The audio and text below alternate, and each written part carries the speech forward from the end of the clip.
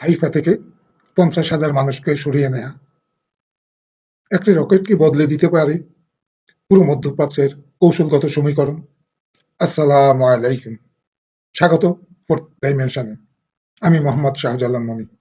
আজ আমরা এমন একটি ঘটনার বিশ্লেষণ করব যা হয়তো সাম্প্রতিক যুদ্ধের হাজারো সংবাদের ভিড়ে হারিয়ে গেছে, কিন্তু সামরিক কৌশল, ভূরাজনীতি এবং মধ্যপ্রাচ্যের ভবিষ্যৎ বুঝতে চাইলে এই ঘটনাটি অত্যন্ত গুরুত্বপূর্ণ।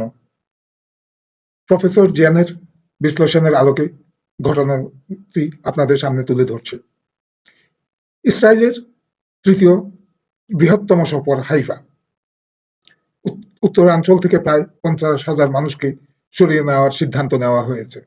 খেয়াল করুন, এটি কোনো স্থলযুদ্ধের কারণে নয়, কোনো শহরে যুদ্ধের কারণে নয়, কোনো ট্যাঙ্ক শহরের দরজায় এসে পৌঁছায়নি।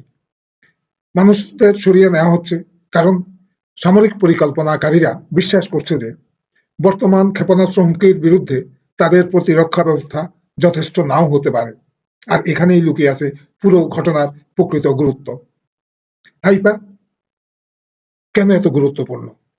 স্বাভাবিকভাবে প্রশ্ন আসে। প্রথমেই বুঝতে হবে, হাইফা শুধু একটি শহর নয়, এটি ইসরায়েলের অর্থনীতি, জ্বালানি নিরাপত্তা এবং সামরিক সরবরাহ ব্যবস্থার অন্যতম কেন্দ্রবিন্দু। হাইফা বন্দর ইরানের বৃহত্তম সমুদ্র বন্দর। এখান দিয়ে বছরে কোটি কোটি পণ্য পরিবহিত হয়। এখানে রয়েছে তেল পরিশোধনাগার, পেট্রোকেমিক্যাল ইন্ডাস্ট্রি, গুরুত্বপূর্ণ শিল্প অবকাঠামো। একই সঙ্গে শহরটি প্রযুক্তি পার্কে প্রতিরক্ষা প্রযুক্তি, সাইবার নিরাপত্তা এবং উন্নত উৎপাদন খাতে হাজার হাজার বিশেষজ্ঞ কাজ করেন।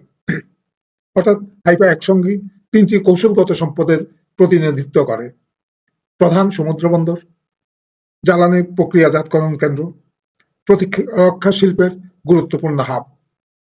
যে কোনো রাষ্ট্রের জন্য এই তিনটির উপর আঘাত মানে কেবল সামরিক ক্ষতি নয়, বরং অর্থনৈতিক ও রাজনৈতিক চাপ।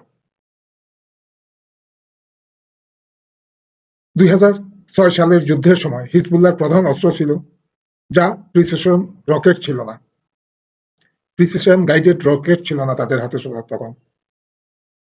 সেগুলো আতঙ্ক সৃষ্টি করত, কিন্তু নির্দিষ্ট অবকাঠামো ধ্বংস করার ক্ষমতা সীমিত ছিল। আজ পরিস্থিতি ভিন্ন। বিশ্লেষকদের মতে হিজবুল্লাহর হাতে এখন ইরানের তৈরি ফাতা 110, ফাতা 313 শ্রেণীর নির্ভুল ব্যালিস্টিক ক্ষেপণাস্ত্র রয়েছে। এই অস্ত্রের সবচেয়ে গুরুত্বপূর্ণ বৈশিষ্ট্য হলো তাদের নির্ভুলতা। একটি ক্ষেপণাস্ত্র যদি কোনো শহরের দিকে ছোড়া হয়, সেটি শুধু শহরে পড়বে না, বরং নির্দিষ্ট তেল সংগ্রহ মাফ করবেন তেল পরিশোধনাগার, নির্দিষ্ট ক্রেন, নির্দিষ্ট বিদ্যুৎ স্থাপনা কিংবা নির্দিষ্ট সামরিক কাঠামো লক্ষ্য করতে পারে। এই পরিবর্তনের শুরু পুরো সমীকরণ বদলে দিচ্ছে। প্রশ্ন করবেন, আয়রন ডোম কি যথেষ্ট নয়?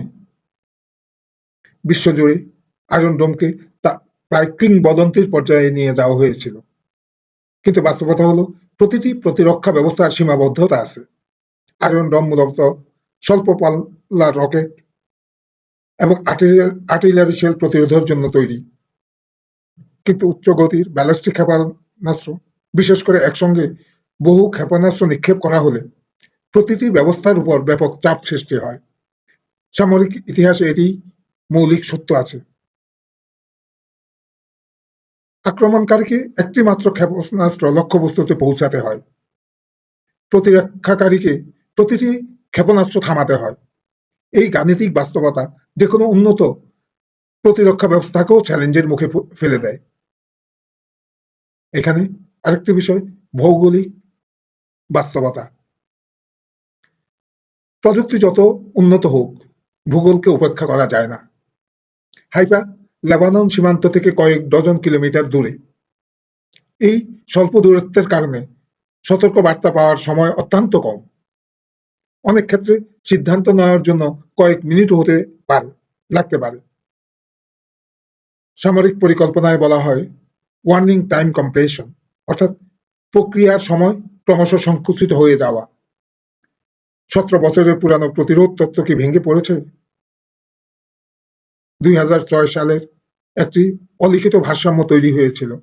ধারণা ছিল হেজবুল্লাহ জানে ব্যাপক ক্ষেপণাস্ত্র হামলার জবাবে লেবাননের অবকাঠামো মারাত্মক ক্ষতির মুখে পড়তে পারে। অন্যদিকে ইসরায়েল জানে যে হেজবুল্লাহর অস্ত্র ভান্ডার ক্রমশই শক্তিশালী হচ্ছে, ফলে দুই পক্ষই একটা সীমা রেখা মেনে চলত। কিন্তু যদি কোনো পক্ষের মনে করে যে সংঘর্ষ যে কোনো ভাবেই বাড়বে, তাহলে সেই পুরানো আত্মসংযমের যুক্তি দুর্বল হয়ে যায়, আর এখানেই প্রতিরোধ তত্ত্বের ভিত নড়বড় হয়ে ওঠে। এখানেই ইরানের ভূমিকা কোথায়? মধ্যপ্রাচ্যের বর্তমান সংঘাতে শুধু ইসরায়েল বনাম হিজবুল্লাহ হিসাবে দেখলে ভুল হবে। এটি বৃহত্তর আঞ্চলিক প্রতিযোগিতার একটি অংশ। ইরান বহু বছর ধরে এমন একটি কৌশল অনুসরণ করছে যেখানে সরাসরি যুদ্ধের বদলে বিভিন্ন মিত্র গোষ্ঠীর মাধ্যমে প্রতিপক্ষের উপর চাপ সৃষ্টি করা। এই কৌশল ইরানকে তুলনামূলকভাবে কম খরচে বৃহত্তর কৌশলগত প্রভাব বিস্তারের সুযোগ দেয়, অন্যদিকে ইসরায়েলকে একাধিক ফ্রন্টে মনোযোগ দিতে বাধ্য করে। ইতিহাসের একটি পুরানো শিক্ষার কথা বলবো। প্রাচীন গ্রিকের পেলোপনেশিয়ান যুদ্ধের কথা মনে করুন। অ্যাথেন্স এবং স্পার্টা দীর্ঘ সময় ধরে একে অপরকে দুর্বল করতে থাকে। শেষ পর্যন্ত এমন পরিস্থিতি তৈরি হয় যেখানে তৃতীয় পক্ষ মানে পারস্য সবচেয়ে বেশি সুবিধা লাভ করে। পারস্য মানে আজকের ইরান। আজকের মধ্যপ্রাচ্য হুবহু সেই ইতিহাস নয়, কিন্তু একটি মিল রয়েছে। যখন দুই প্রতিদ্বন্দ্বী দীর্ঘমেয়াদী সংঘর্ষে নিজেদের সম্পদ ক্ষয় করে, তখন বাইরের শক্তিগুলি সুযোগ খুঁজে পায়। এখন সামনে কি ঘটতে পারে? বর্তমান পরিস্থিতি থেকে তিনটি সম্ভাব্য পথ দেখা যায়। প্রথম, সমঝোতা। উভয় পক্ষ কিছুটা ছাড় দিয়ে উত্তেজনা কমানোর চেষ্টা করতে পারে। দ্বিতীয় পথ, দীর্ঘস্থায়ী রক্তক্ষয়ী যুদ্ধ। কেউ পূর্ণ বিজয় অর্জন করতে পারবে না, কিন্তু সংঘর্ষ চলতেই থাকবে। তৃতীয় পথ, বৃহত্তর আঞ্চলিক যুদ্ধ, যেখানে লেবানন, ইসরায়েল এবং সম্ভাব্যভাবে আরো আঞ্চলিক শক্তি জড়িয়ে পড়তে পারে, আর এই পথ সবচেয়ে ঝুঁকিপূর্ণ। সবশেষে আমরা সংখ্যা নয়, মানুষকে দেখি। 50,000 মানুষের ঘর বাড়ি, তাদের ব্যবসা আছে, তাদের সন্তানদের স্কুল আছে, তাদের স্মৃতি, প্রতিবেশী এবং জীবনযাত্রা আছে। যখন একটি সরকার নিজের নাগরিকদের নিরাপত্তার জন্য একটি বড় শহর থেকে সরিয়ে নিতে বাধ্য হয়, তখন সেটি শুধু নিরাপত্তা সংকেত নয়, এটি রাজনৈতিক সংকেতও। এটি একটা বার্তা যে যুদ্ধের সমীকরণ বদলাচ্ছে, এবং সেই পরিবর্তনের প্রভাব শুধু সীমান্তে সীমাবদ্ধ থাকবে না। সবশেষে বলবো, হাইফা থেকে 50,000 মানুষের সরিয়ে নেওয়া হয়তো কেবল একটি প্রশাসনিক সিদ্ধান্ত নয়, এটি হতে পারে এমন একটি সংকেত যা আমাদেরকে বলে দিচ্ছে যে মধ্যপ্রাচ্য কৌশলগত ভারসাম্য নতুন এক পর্যায়ে প্রবেশ করেছে।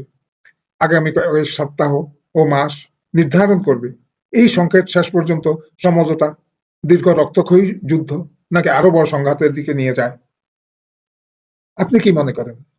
হাইফার এই ঘটনা কি একটি সামরিক নিরাপত্তা ব্যবস্থা, নাকি একটি মধ্যপ্রাচ্যের শক্তির ভারসাম্যের গভীর পরিবর্তনের ইঙ্গিত? মতামত জানাতে ভুলবেন না। ভিডিওটি ভালো লাগলে লাইক, শেয়ার এবং সাবস্ক্রাইব করুন। আমি মোহাম্মদ শাহজালাল মনি। দেখা হবে ফোর্থ ডাইমেনশনের পরবর্তী বিশ্লেষণে। আল্লাহ হাফেজ। সবাই ভালো থাকুন।